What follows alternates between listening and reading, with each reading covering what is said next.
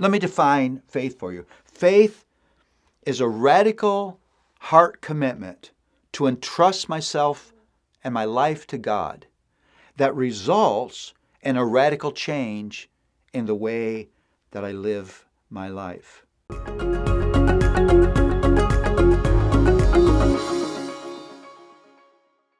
So we've looked at the concept of hope, we've looked at the concept of spiritual safety, and then we want to finally look at the concept of faith. This is verse 9 of first chapter of 1 Peter. Obtaining the outcome of your faith, the salvation of your souls.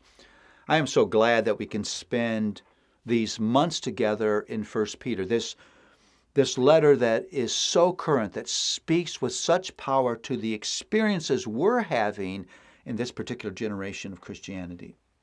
And what is this thing, faith, that Peter is talking about? Obtaining the outcome of your faith, the salvation of your souls. I think there's so much confusion around faith.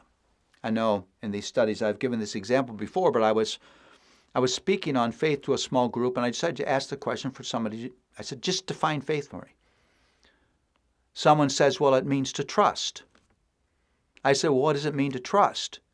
Someone else said, well, it means to believe. I said, what does it mean to believe? And somebody said, well, it means to have faith. We had just come full circle. Let me define faith for you. Faith is a radical heart commitment to entrust myself and my life to God that results in a radical change in the way that I live my life. I love Hebrews 11:7. It says, in defining faith, we must believe that He exists. That's the heart conceptual aspect of faith, and that He rewards those who seek Him. That's the living aspect of faith. Notice the description here in verses 8 and 9. I just love this. Though you have not seen Him, you love Him. Though you do not see Him, you believe in Him and rejoice with joy that is inexpressible and filled with glory, obtaining the outcome of your faith, the salvation of your souls. 5 things about faith. First of all, it's not based on what you can see. We serve a God who we can't visibly see and we can't audibly hear, we can't physically touch. Faith involves the love of your heart. Your life is shaped by what you love the most. And it says here, though you do not see Him, you believe in Him and rejoice with joy that is inexpressible and filled with glory, obtaining the outcome of your faith, the salvation of your souls. Though you haven't seen Him, you love Him. It's expressed in joyful gratitude. Rejoice with joy that is inexpressible and filled with glory. I would ask you this question. Do you celebrate more than you complain? Do you give thanks more than you grumble? Faith is joyful because it's rooted in the awesome, amazing gift of God's grace in His Son.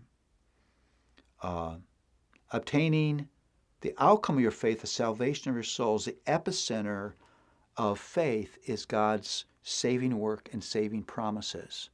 I believe that I am His, both now and forever. I believe that I've been forgiven. I believe that I'm indwelt by the Spirit. I believe that I'm being transformed by His grace. That's the epicenter of my faith. And then it's convinced of the outcome.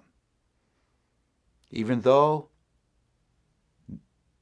in between the already and not yet is messy and confusing, I know God will be faithful to His promises. Now, if you're going to exercise that kind of faith,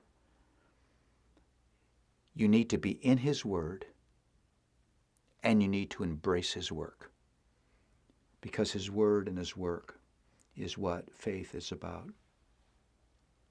The life of faith is a life of joy, ultimately involving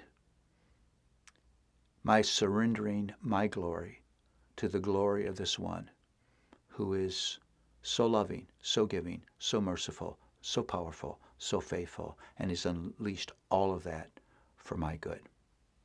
Faith is a radical commitment of the heart that radically changes the way that you live your life.